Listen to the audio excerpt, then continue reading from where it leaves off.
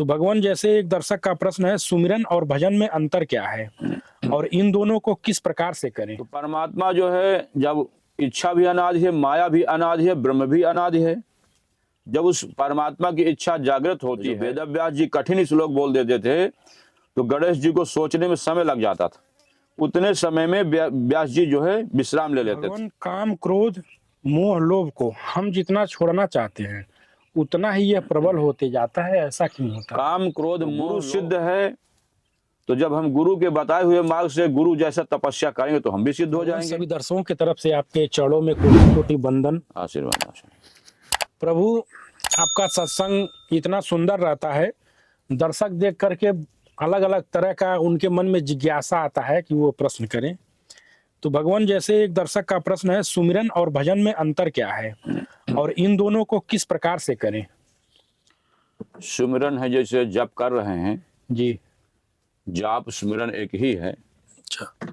और भजन तो भगवान का सुमिरन भी भजन है जी, और जो अजपा होता है वो स्मरण मास से, अच्छा, ईश्वर की स्मरण मास से चलता है। साधन भक्ति और साध भक्ति, तो साधन भक्ति जो है सुमिरन है जी प्रभु, और साध भक्ति जो होती है वो स्वतः अपने आप भावनात्मक भक्ति, अच्छा, अपने आप जो है केवल उसमें स्मरण रहता है, भाव रहता है जी, और स्वतः होता है। और दोनों एक ही है, कोई अंतर भी नहीं है। जो सिद्ध हो जाते हैं महापुरुष, जो सिद्ध हैं वो भी राम नाम जपते हैं। अच्छा, तो वो जो साध में हो गए हैं वो साधन में भी रह सकते हैं, और जो साधन में है उसकी एक प्रक्रिया जो है साध तक नहीं है तो वो साध में नहीं जा सकता है। लेकिन जो सिद्ध पुरुष है वो अपने क्रिया में भी आ सकता है, क्रिया से परे भी हो सकता है। साधक तो साधना में भी रहेगा, लेकिन जो सिद्ध हो चुका है वो जो है अजपा जाप भी चलता है और उसके साथ साथ वो स्वर से जो है जाप भी कर सकता है। जी। प्रभु आत्मज्ञान क्या है और इसको जानने का मार्ग क्या है? आत्मज्ञान है कि जो परम ब्रह्म परमात्मा जिसने सृष्टि को सर्ग जो है में किया, और ये सृष्टि जो है माया का ही प्रपंच है। कहते हैं उमा कहो मैं अनुभव अपना, सत हरि भजन जगत सब सपना।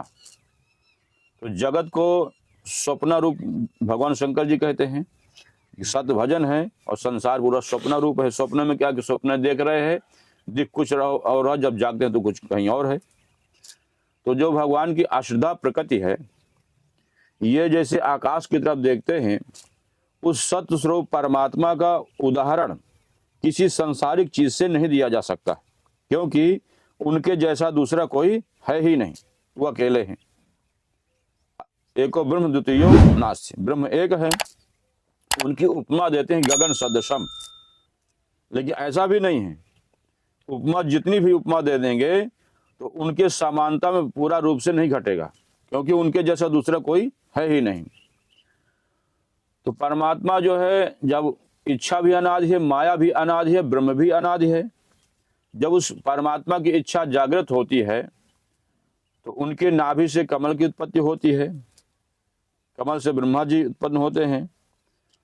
उस परमात्मा ने जो ब्रह्मा विष्णु महेश को सबको प्रकट किया, और वो परमात्मा स्वयं राम जी हैं। सबकर परम प्रकाशक जोई, राम अनादि अवधपति सोई। वही श्री राम जो है हमारे इष्ट हैं, और उन्हीं की इच्छा मां से सृष्टि जो है स्वर्ग में आज जो दिख रही है। तो संसार का जो है नाप है कि कितना बड़ा संसार है। श्रीमद् भागवत में 500 कोट वृष का यानी 50 करोड़ योजन का पूरा ब्रह्मांड बताया गया है। सूर्य भगवान से 25 करोड़ योजन नीचे का भाग है और 25 करोड़ ऊपर का भाग। श्रीमद् भागवत की रचना वेदव्यास जी जब किए हैं तो इनके लेखक हैं श्री गणेश जी। अच्छा, तो गणेश जी बोले कि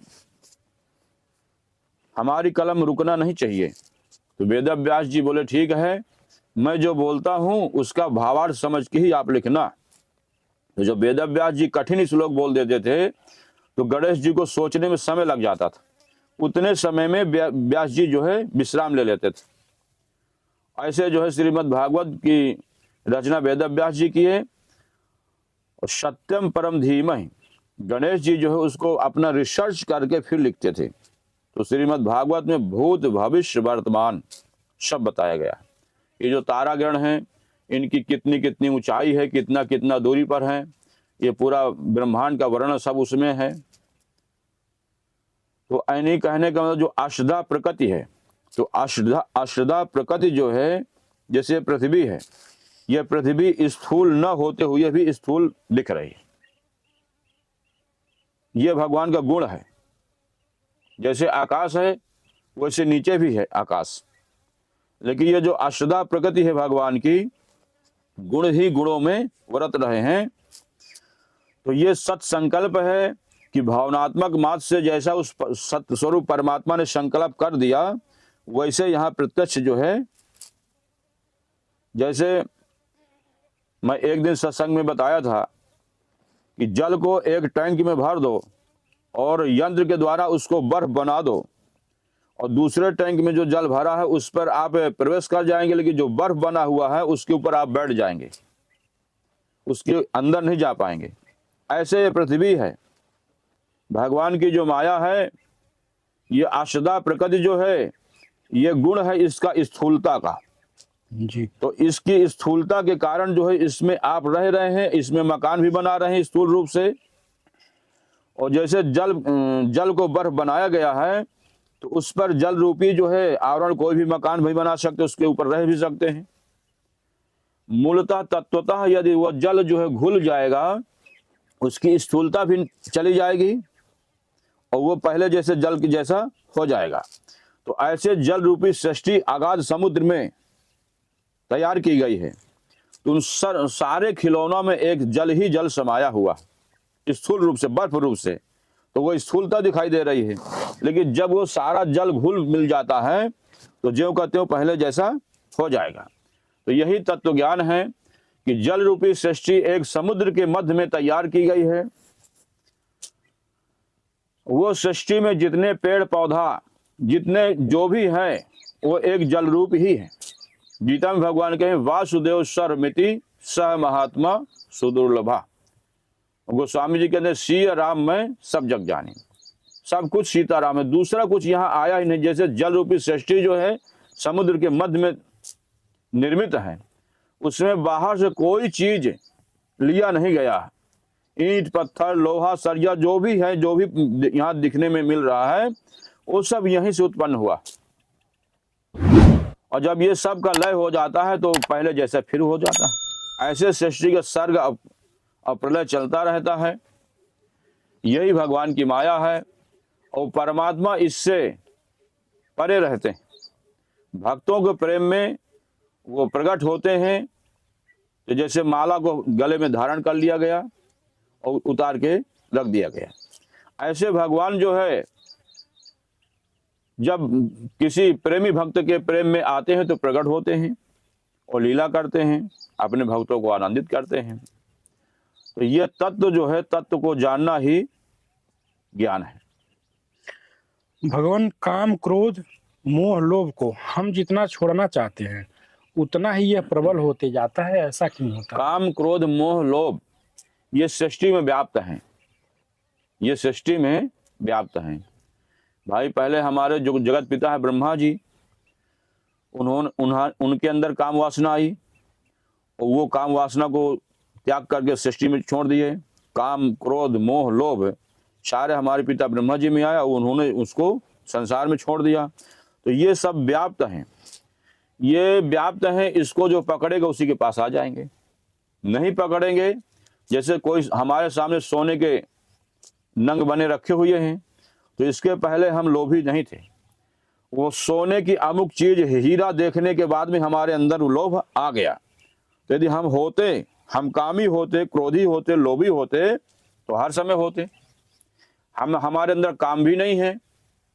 हम किसी सुंदर लड़की को अपने सामने देखते हैं तब काम का आवाहन हुआ है। इससे सिद्ध है कि हम कामी नहीं हैं। अमुक वस्तु को देखने से हमारे अंदर काम क्रोध मोह लोभ सब अपने आप आवाहन हो जाता है। तो जब हम एक सुंदर लड़की को देखते हैं तो हमारे अंदर काम वासना जागृत होती है, इसके पहले हम कामी नहीं थे। और एक कोई बहुत सा धन देखते हैं तो हमारे अंदर वासना आई कि इस धन को हम हड़प लें। उस हड़पने के उसमें कितने षड्यंत्र हमें करना पड़ेगा उसको हम सोचने लगते हैं। तो ये संसार की जो चीजें हैं इन्हीं को देखने से काम क्रोध मोह लोभ जागृत होता है। जो है वो भूत भविष्य वर्तमान सब में रहता है। एक ईश्वर ही सत्य है कि जो है, और ईश्वर के अलावा कुछ भी जो है नहीं है। तो जब हम अपने से काम क्रोध मोह का आवाहन करते हैं तब हमारे पास आते हैं। जब हम किसी वस्तु विशेष के प्रति आकर्षित नहीं होंगे और उसको अपने हृदय में महत्व नहीं देंगे तो हमारे अंदर ऐसा विकार नहीं आ सकता है। तो प्रभु इससे बचने का उपाय क्या है? इससे बचने का उपाय है कि वासना रहित बनिए। जो वासनाएं हैं अनंत हैं, वही वासना आपको भड़का रही हैं। तो जब हम भगवान के भजन में लगेंगे और भगवान से प्रेम करेंगे, संसार से विमुख होंगे।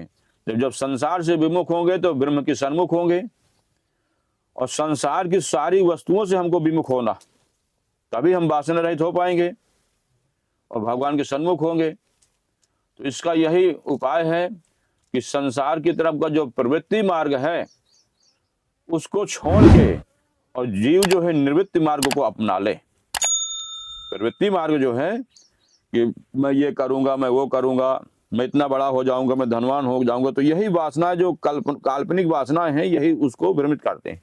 और ये वासना को छोड़ने से उसको शांति मिलेगी और निवृत्ति मार्ग की तरफ चलेगा।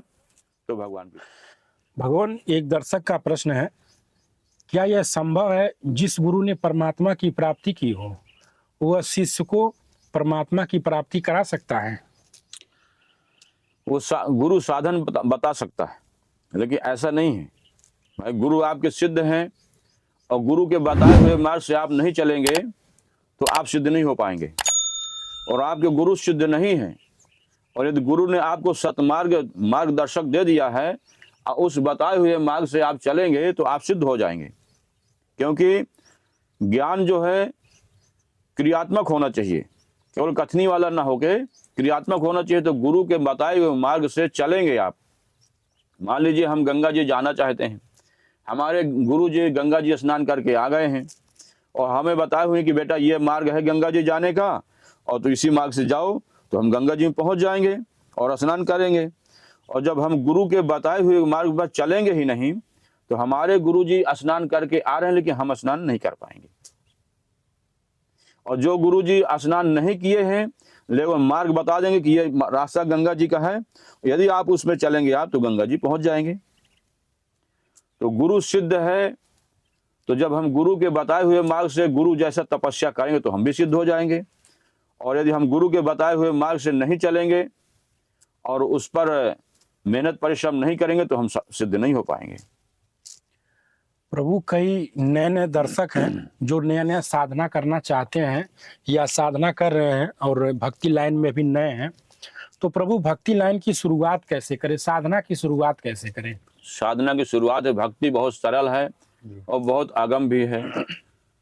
शालिग्राम भगवान जो है साक्षात भगवान प्रतिष्ठित हैं और गुरु यही बोलते हैं कि शालिग्राम भगवान को स्नान करवाओ, इनका भोग लगाओ, इनकी परिक्रमा कर लो।